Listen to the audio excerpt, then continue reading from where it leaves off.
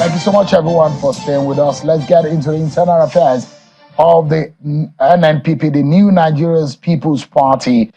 Well, the crisis rocking that party is taking a rather new dimension, as now we've seen a group dissociating themselves from the Kano protest and the agitation against the judgment of the Court of Appeal.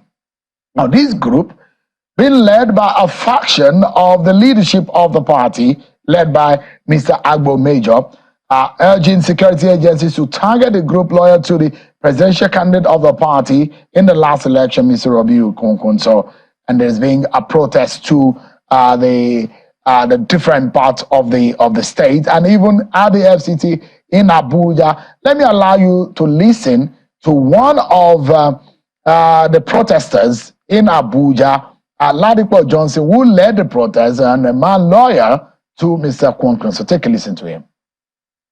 It's common knowledge that in 2023, with a few months to the election, the Kwankwaso political movement and the national movement, TNM, joined the New Nigeria People's Party, a relatively unknown party, without strong structures whatsoever, and were able to win Kano State governorship election resoundingly in a free and fair election, as they did in 2019 on the platform of the PDP.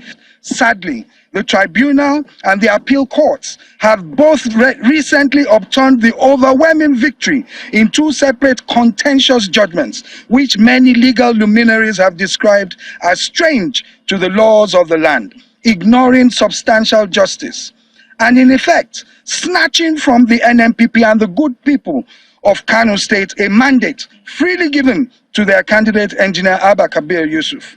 As Almighty God will have it, the CTC of the appeal court judgment is at variance with the judgment read by the three-man panel of the courts, clearly showing that the judgment was in our favor.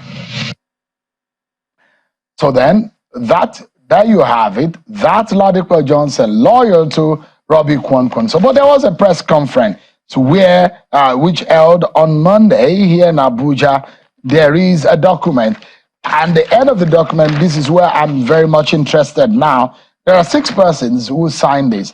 In that document, signed by Agbo Major, Tag 2 National Chairman, National Secretary, National Vice Chairman, BOT Chairman, BOT Secretary, BOT Treasurer, and all of them dissociating themselves from Mr. Robbie Kwankwaso. Tonight, I have Mr. Agbo Major. I'm not sure I'm able to refer to you as a national chairman of your party because there are a lot of contention on it. Thank you so much indeed for joining us tonight. Thank you, Sean. Good evening, viewers. You refer to yourself as a national chairman. Not that I do. That's the position of the party assistant. Because the Robbie Kwankwaso, they've said they've suspended you from the party.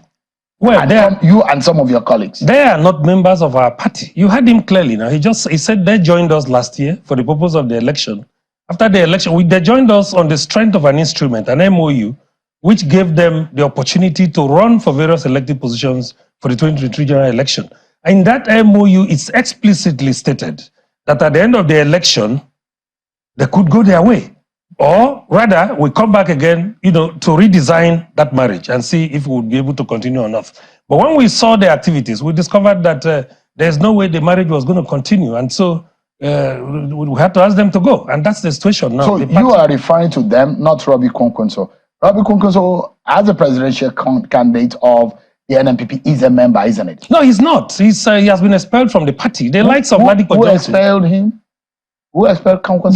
The BOT made a recommendation as constitutionally permitted, and then the National Convention okayed it on the 29th of August. That was your presidential candidate? Yeah. How would you suspend your presidential candidate?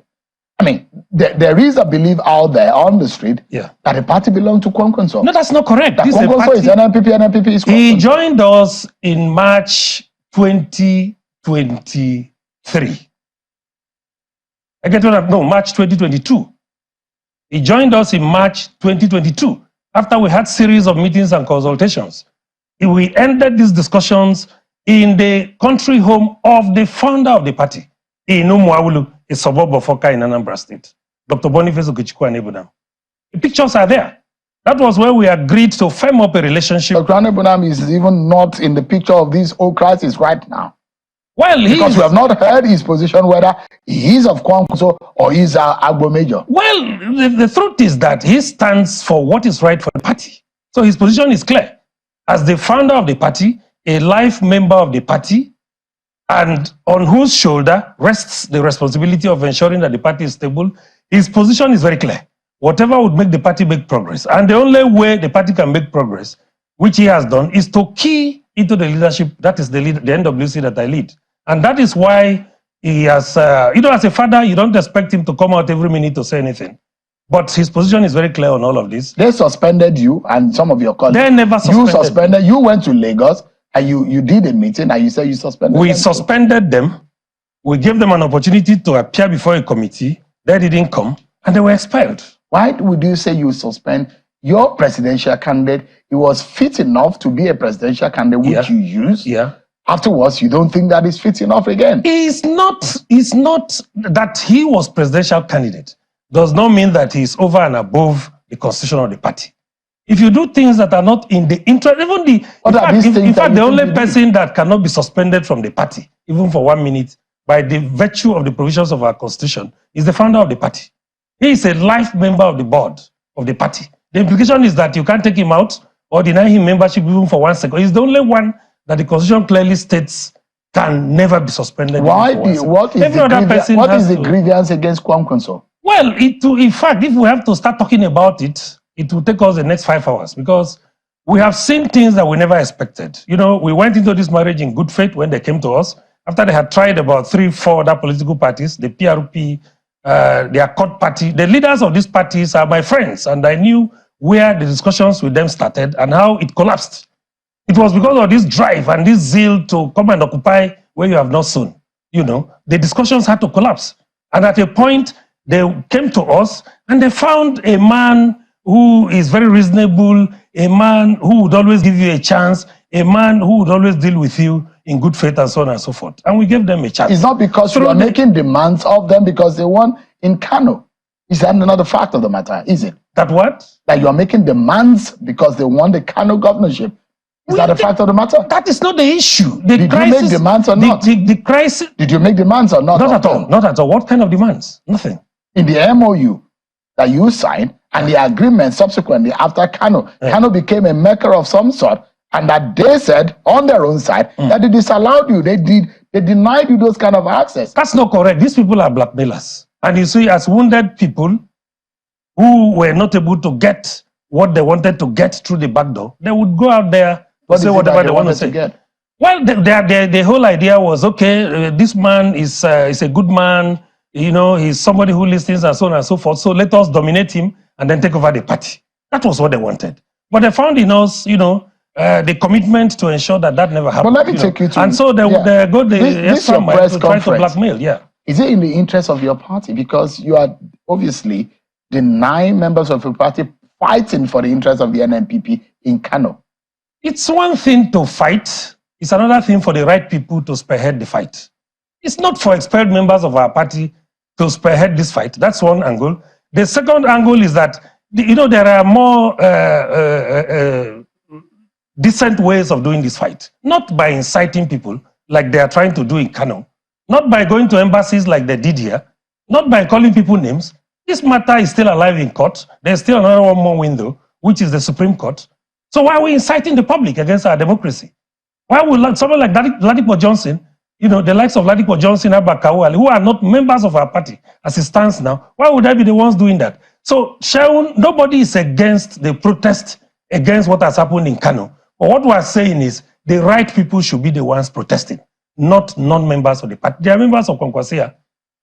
And the governor is, of course, the governor, I understand, is also a member of Kwankwaso, but he is an NNPP governor. So what we are saying is the truth and the right thing to do is that the proper people who lead the party should be the ones spearheading this protest. One of the arguments in court is the membership of the governor of Kano State, which is a major issue before the court, and is being which formed the premise upon which the Court of Appeal gave his judgment, and that's going to be appealed in the Supreme Court. I mean, what is your position as a leader of the party? You see, it's unfortunate that we have to start discussing a matter that is still alive in court. But we'll try to look at it maybe from the peripheral level. Ordinarily, our attitudes towards this has always been that it borders on the internal workings of the party. We know where the problems are coming from. In this text, you would see clearly where we accused the then presidential candidate of being high-handed, and that his high-handedness denied them the opportunity of ensuring that the Kwankwaso movement keyed in properly into the party. It's an internal affair of the party. That's number one.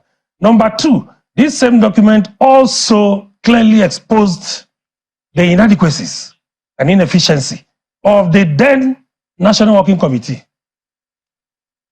There were certain things that probably they needed to have done, they never did. And these are the things that have created these openings. And that's why we are saying, since the rule of law is what drives the beauty of democracy, the matter is still alive in court. We don't need all of this. Our party is not a party for charlatans. You have a major grouse about Kano. And what would that be? Are you in support of Abba Yusuf or not? He was elected on the platform of the NNPP. So I won't be here to say I won't support or I won't do this, I won't do that. But what is your grouse? The matter is in court. Let's wait for the court. So you do not want any street protest or any agitation? There's no need for it. There's no need for it. What's the need for all of that? We saw them on TV making all sorts of names, calling people names and all of that, denigrating our judiciary. Is that the right thing to do? This is democracy, for God's sake.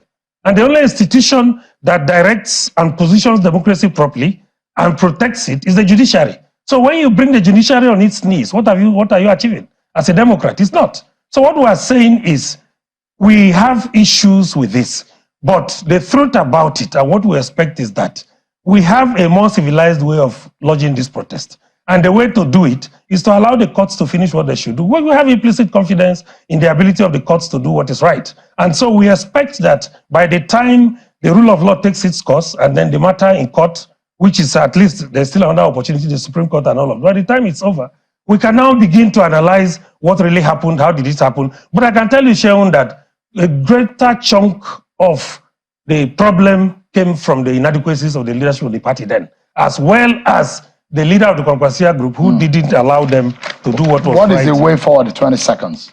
Well, we need to be law-abiding. We urge the good people of Kano to be law-abiding. Since there's still one more window, we believe that the Supreme Court will do what it needs to do. And so we are not party to what they are doing. Our party stands for peace, we stand for justice. And so we expect that peace should be allowed to prevail until the Supreme Court finishes with this matter. Thank you so much. Thank you. Rabiu Kwankwaso. Yeah, that is the name of the man there, the presidential candidate of the NNPP. And Mr. Agbo, thank you so much indeed. Thank you. I'm running away from calling you the national chairman. You should have done that. Until your That's party, the right thing to do. You guys need to resolve your crisis. I mean, I wouldn't be drawn into... There's no crisis in our party. Well, because you are not privy to the provisions of our constitution. According to all that we have done are clearly in line with the provisions of our constitution. Thank you so much. Appreciate it. But that's our time tonight. I appreciate everyone. I'm sure Akimale. Bye-bye.